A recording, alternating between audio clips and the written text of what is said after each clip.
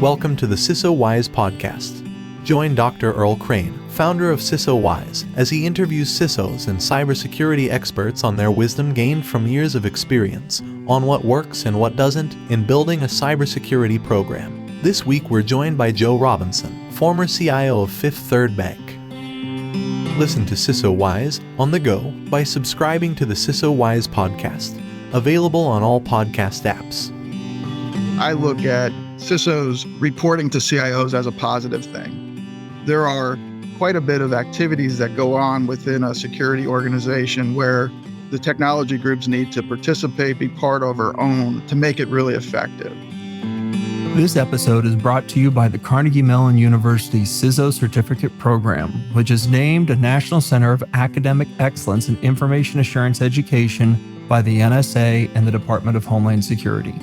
In the CISO program, you will learn the skills you need to be an effective CISO through targeted, interdisciplinary coursework and hands-on practical applications led by faculty from Carnegie Mellon University's Hines College and the Software Engineering Institute, including yours truly. I invite you to learn more by visiting hines.cmu.edu/CISO or follow the link in the show notes below.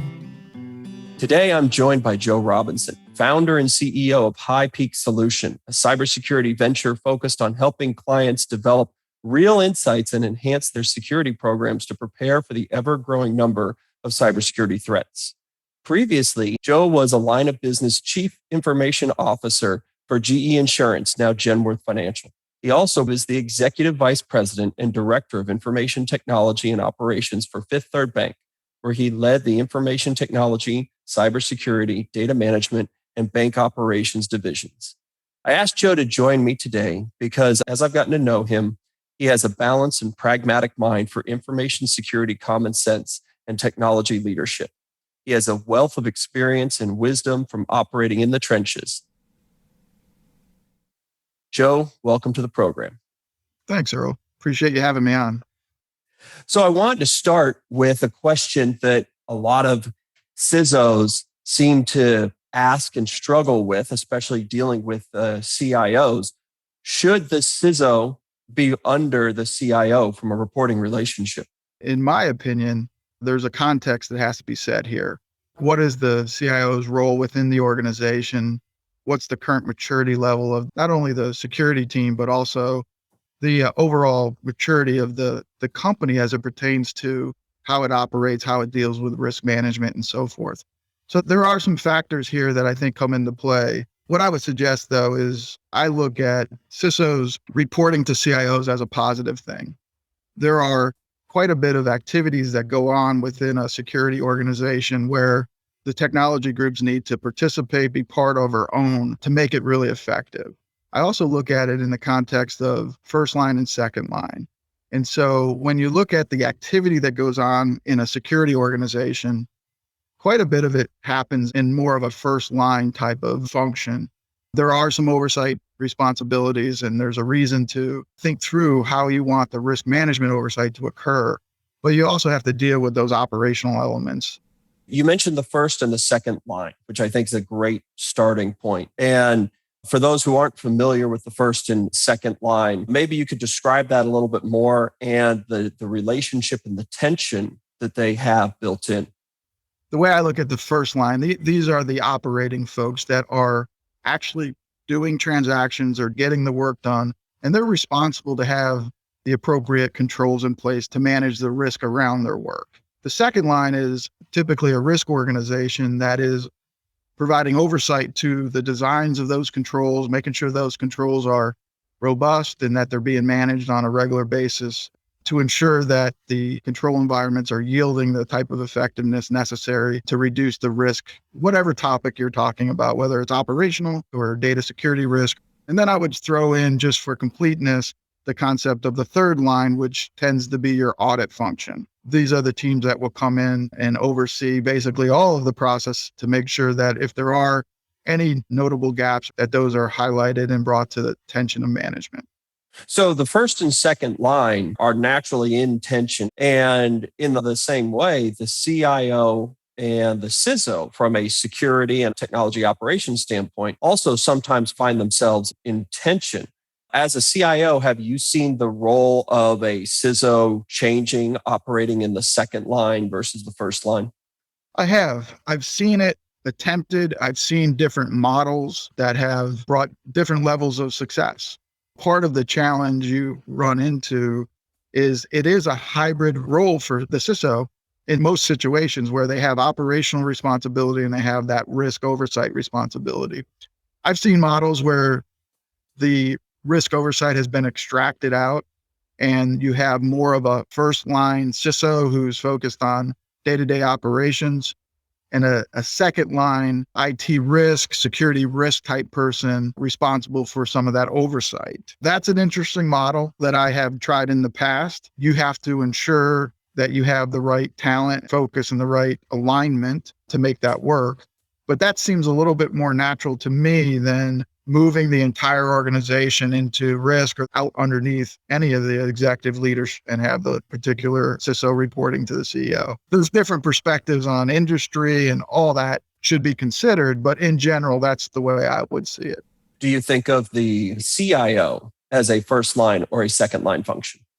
I see the CIO predominantly as a first line function.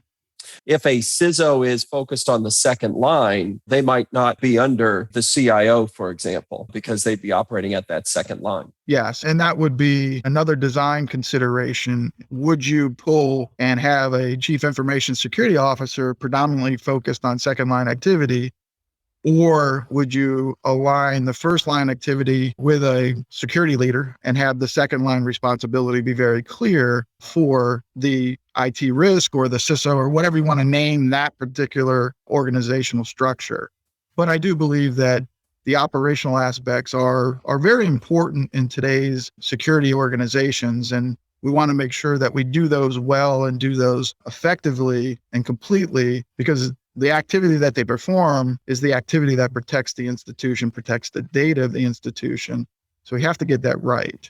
The second line of defense has to make sure they're clear on their objectives. And that's where the tension becomes very noticeable, because you have that intersection that needs to be well defined. And frankly, it also takes leaders to deal in the gray areas. You need people that can push through and define it or take on accountability and responsibility so that the collective security of the institution is being appropriately managed and the appropriate oversight is being provided.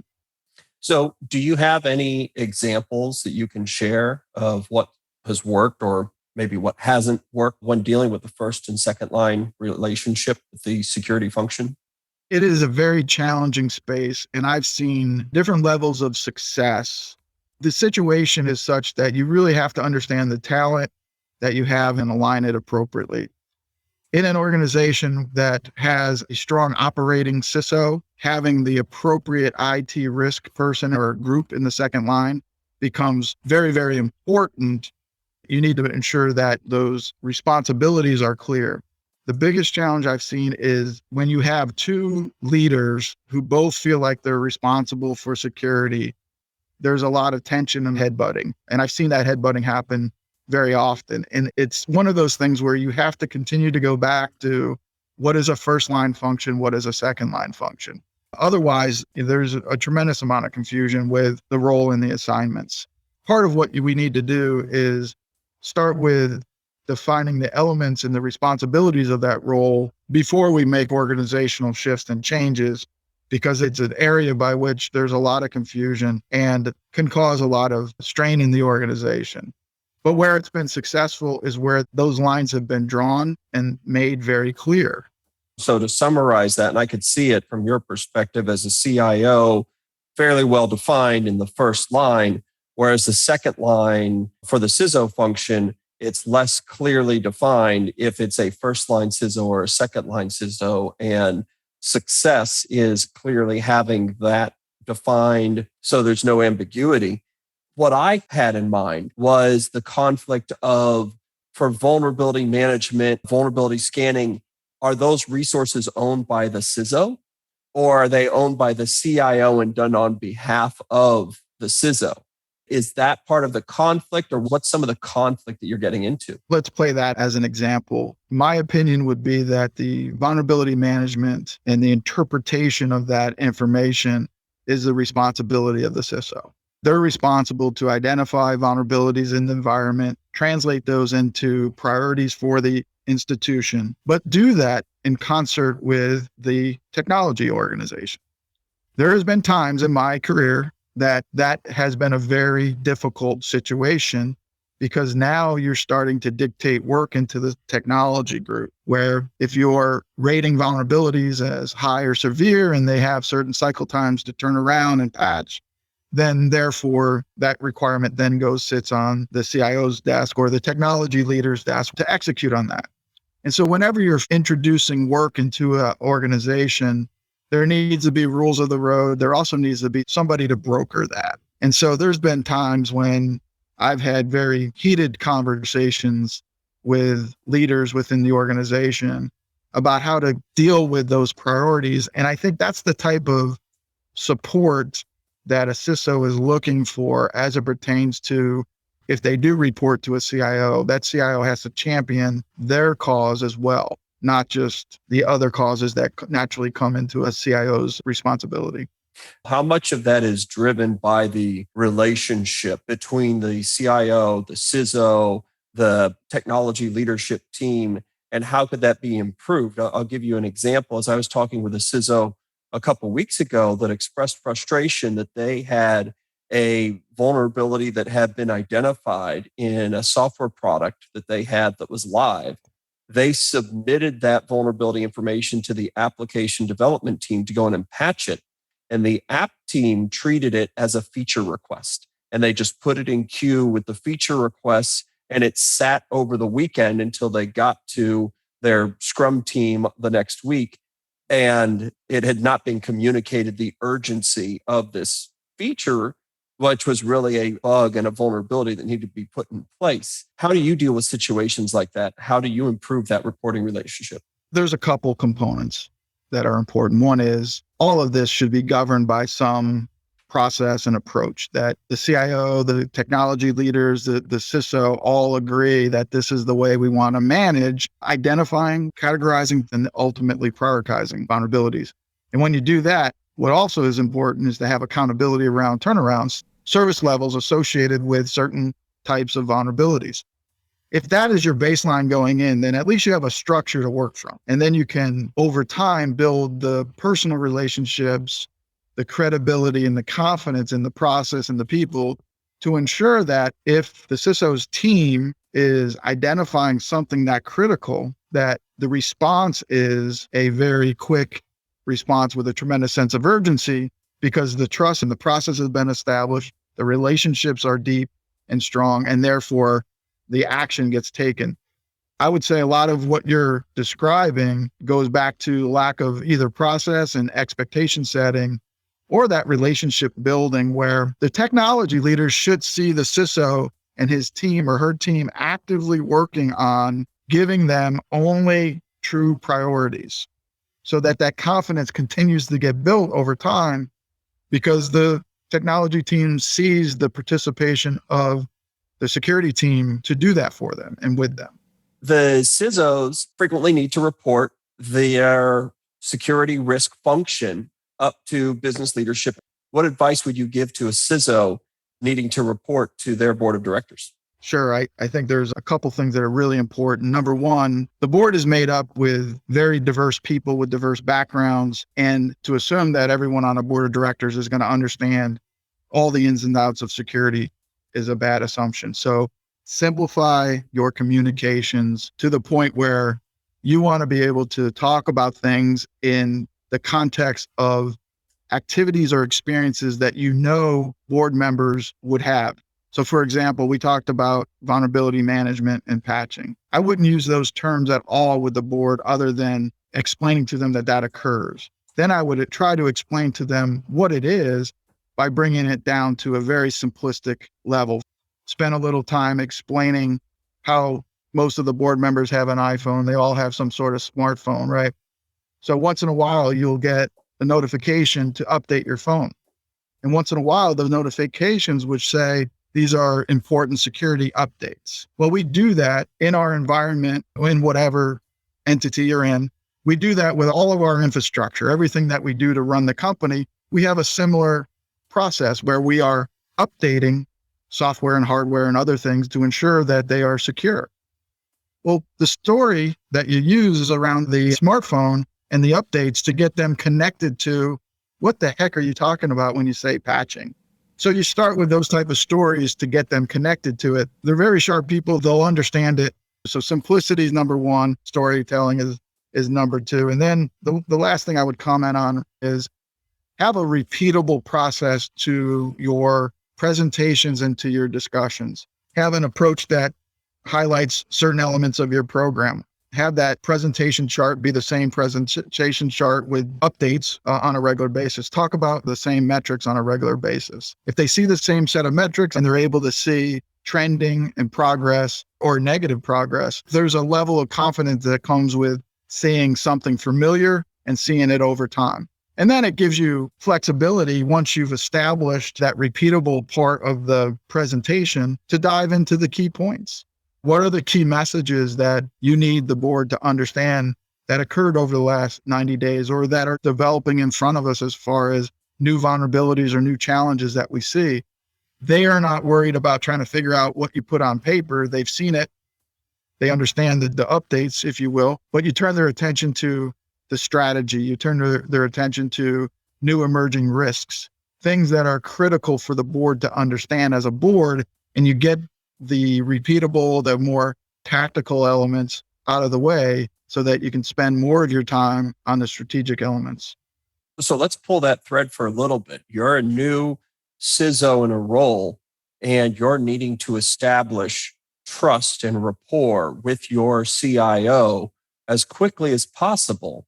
What are some trust building activities that you've seen, particularly as a CIO, that makes you trust your CISO or a new CISO in that environment more? Or conversely, what are some things you've seen that hurt that effort, especially as a new CISO? Translating vulnerabilities or findings with an eye toward identifying the true priority within the environment by which that security team works and really helping put a sharper point on what is truly a big issue. Number one. Number two, I would say recognizing most companies are in the business of risk taking.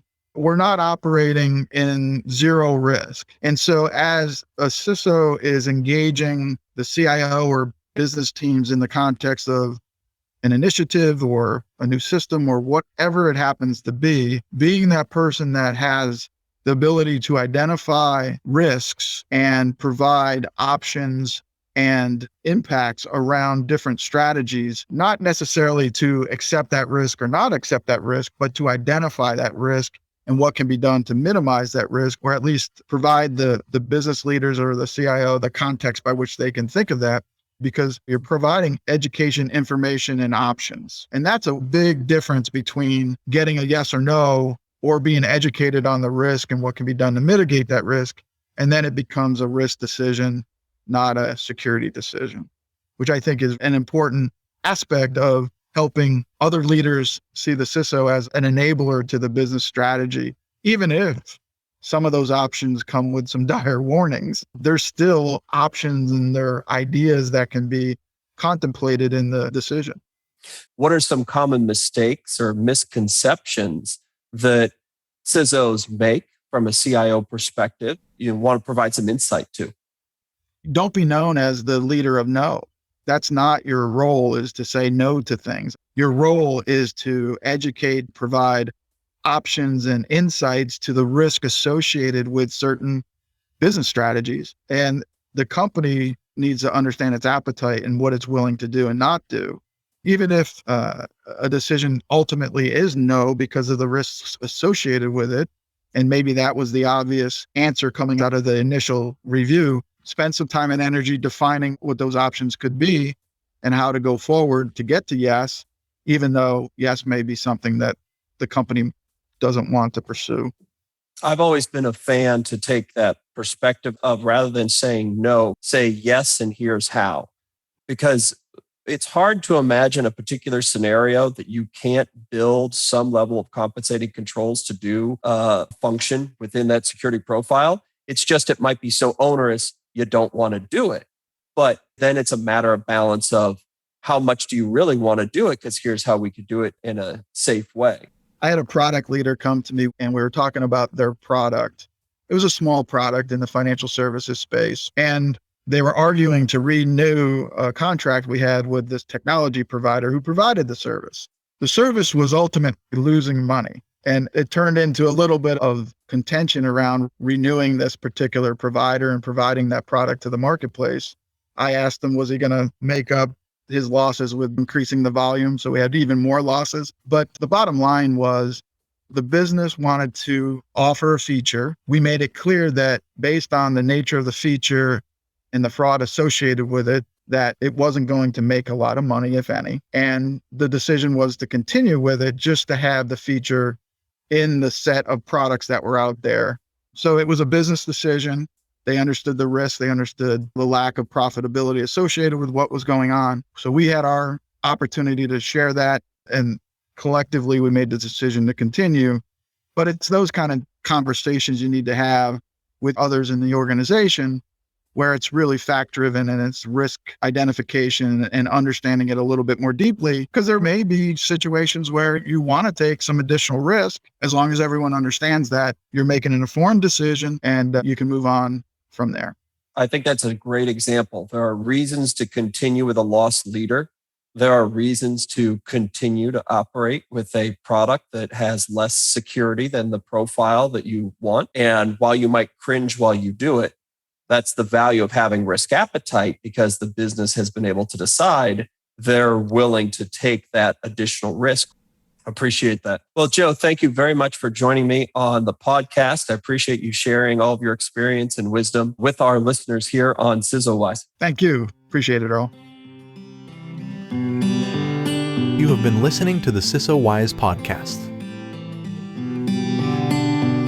Learn more about how you can get the wisdom and insights of a world-class CISO as your cybersecurity mentor at www.cisowise.com.